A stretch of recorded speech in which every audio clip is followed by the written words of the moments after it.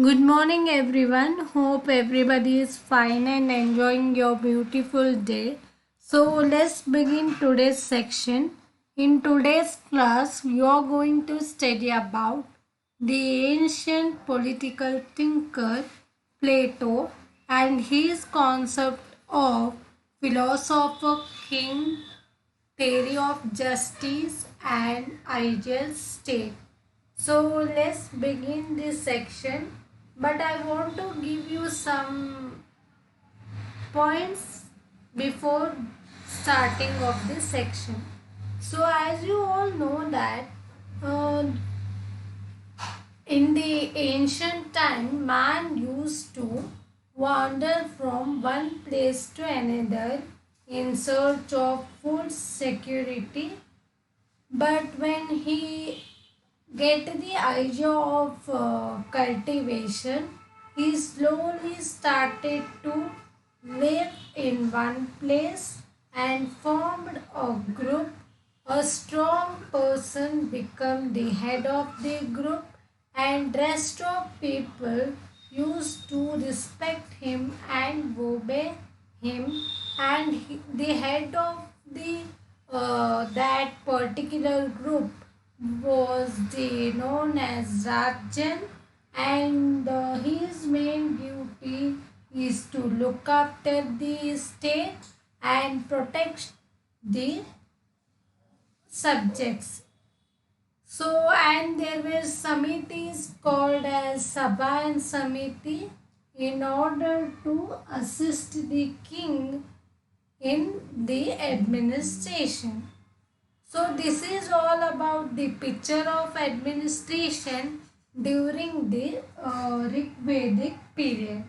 Now let's see what is the Plato's ideas on administration of this state. According to Plato, states should be ruled by the philosopher king, and he gave more importance to the education and some of the basic qualities to become a king is very necessary according to Plato. So now let's have a look at some personal details about the Plato. Then we'll study about his concept. Basically, Plato was born on 428 BC in Athens. His real name was Aristarchus, and he derived his nickname Plato because of broad shoulders. His teacher was Socrates, and Plato established academy in Greece to educate the people, and his famous work were the Republica, the Statement, and the Laws. According to Plato, we have already learnt in our previous class that state is the product of different elements according to different theories. For example, according to force theory, a state is the product of force weak over the strong, and according to divine theory, state is the divine creation and king is the representative of the god. According to social contract of Thomas Hobbes, John Locke, Rousseau, men, in order to get protection from the other people, he entered into the social contract. But according to Plato, the administration of state should be carried out by the philosopher king. He should be well educated and have a deep knowledge about philosophy. The king was the head of central authority, means nobody has right to question him. He has all above three powers, that is legislature, executive, judiciary among him, and kingship was hereditary, and people have to obey laws made by the king. But to become a king, he should have some specific qualities. The main duty of king is to look after the state and subject. A good king cannot only protect the people but turn them into a human beings. Plato defines that king loves wisdom and always act according to the what is good for the community. Then now second point we are going to see what are the some basic qualities to become a philosopher king. He should be calm, means he should think peacefully before coming into an decision. He should have sound mind, means he should be very intelligent to detect what is right and wrong. He should have a high mindset, means he should be broad minded and treat everybody equally without any discrimination, and he should be honest in case of giving judgment. Just a minute, I will change this slide, then we'll move on to the next topic.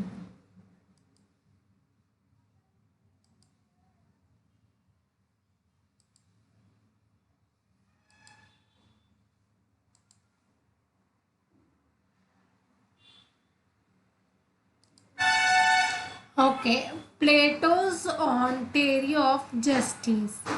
Justice is the virtue of doing one's duty without interference of other person. Justice was the reality and principal foundation of the state. Justice can be divided into both individual and state, but state is bigger than individual and it is visible. Human mind can be divided into three elements, that is reason, spirit, appetite.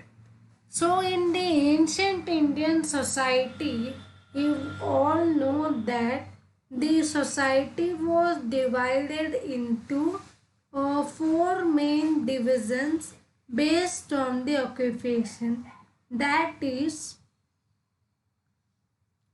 Brahmana, Kshatriya, Vaishya, Shudra, and people used to carry out their occupation. Brahmana used to impart the education, Kshatriya used to protect the state, and Vaishya used to carry out economic activities. Shudra used to obey the orders of others. There is a mobility in the Varnas during the Rigvedic period, but during the later Vedic period, mobility was not possible. As you all know that man is social animal. He cannot live alone or he cannot be isolated in his one place. In order to fulfill his needs and desires, he lives in the society.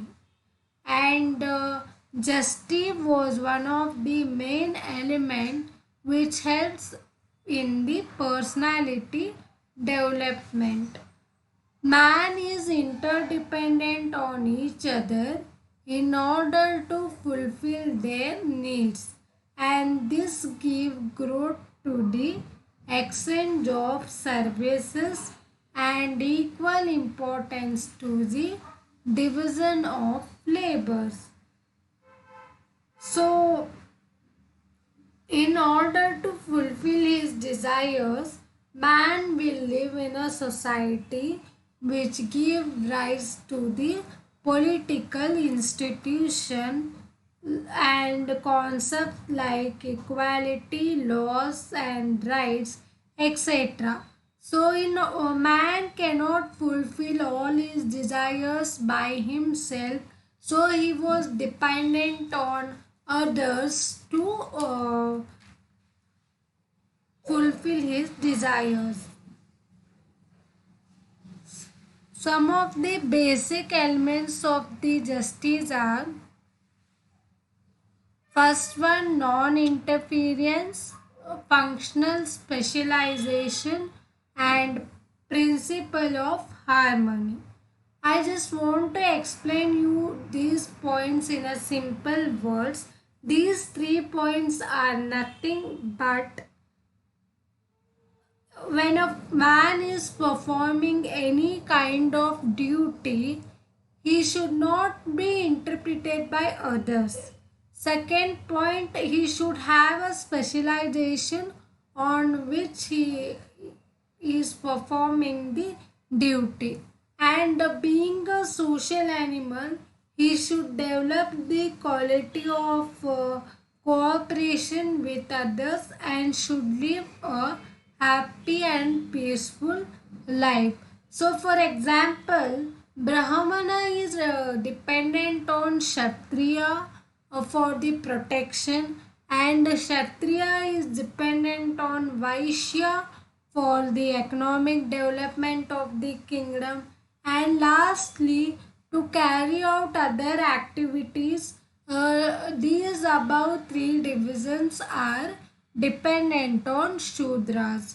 But we should always remember that justice is nothing but a fair behavior of human beings. Everybody should treated equally and should given equal opportunity to develop themselves without any discrimination of caste, creed, religion, birthplace, etc.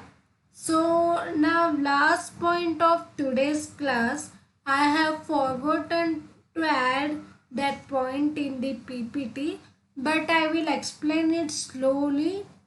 You can make a note of it.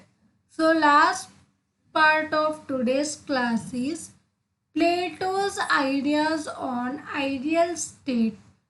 So you all know that how the growth of state was happened by studying the various stages of this state. So according to Plato, king was the head of the state. He should be educated, philosophical knowledge. He should have a sound philosophical knowledge and some of the basic qualities like peaceful mind, high mindset, and he should be honest and truthfulness. The main duty of king is to protect the state and look after the welfare of the society and give justice if anything bad happens in the society. Means if anybody commits a crime, the king should punish them harshly, depend upon the degree of crime created by them, so that the upcoming generation should get a moral message and should not commit same crime again. And everybody should have equal rights and opportunities to develop themselves, and Plato gave more importance to the education. He also opened the school called Academy in order to promote education among the people. We can see the evolution of the stages in this state also. If before first we have police state, next we have welfare state, At the third point, we are living in the nation state. So police state is having only uh, two main duties, that is protection of the state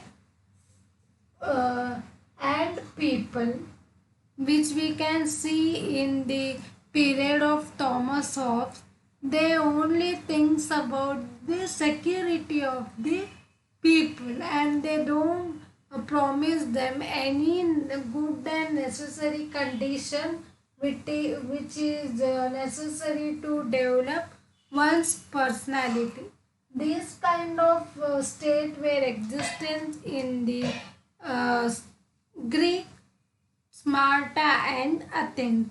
Later on will come into the in the 17th century the concept of welfare state was developed. After the concept of democracy was developed, people have all right to choose their leader. They are the kingmakers and they are dependent on their government from birth to death, and government should implement the policies which are necessary for the development of one's personality. So this is all about Plato's idea on philosopher, king, justice and lastly the ideal state. I hope you guys have liked this section. I have tried my level best to make this topic simple so that you can understand easily. We'll end this section here.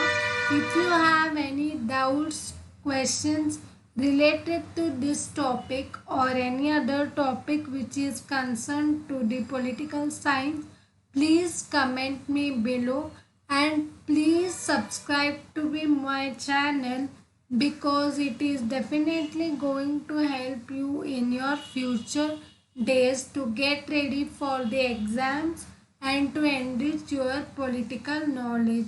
Please just don't view the video, share it, like it and most importantly subscribe it. So we'll end this section here. See you all in the tomorrow's section.